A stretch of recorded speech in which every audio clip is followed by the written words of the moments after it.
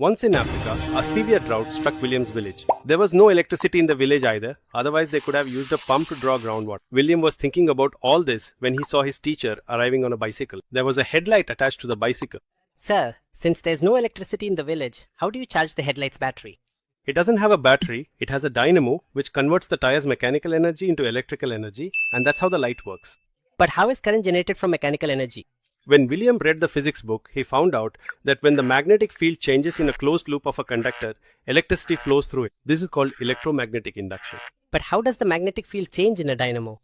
By the rotation of the magnet, the dynamo's magnet rotates due to friction with the bicycle tire, which causes the magnetic field inside this loop to change. Sometimes the magnetic field increases and decreases in this direction, and sometimes in that direction. Due to the change in this magnetic field, an AC voltage develops in the loop, and if several such loops are combined to make a coil, this voltage increases even more. William used this very concept to build a windmill from scrap materials, which started rotating a magnet inside a wire coil. William attached a bulb to the ends of the wires from these coils and it lit up. But he noticed that as soon as the bulb was connected, the windmill's rotation speed decreased. Why was this happening? Just like with a bicycle, here the windmill is converting mechanical energy into electrical energy. As long as the generator circuit is not complete, only voltage develops in its coils, but no current flows.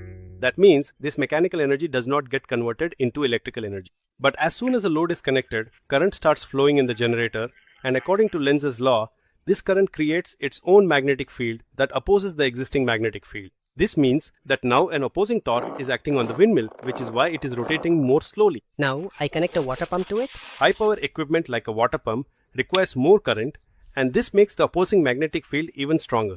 This means that now even more torque will be needed to rotate the windmill. In other words, now this generator will have to be run by a much larger windmill. Absolutely right. Seeing William's generator working, the villagers helped him build a bigger windmill, and now this large mill generated so much torque that the generator was able to produce enough current to run the pump. Maybe that's why electric equipment is called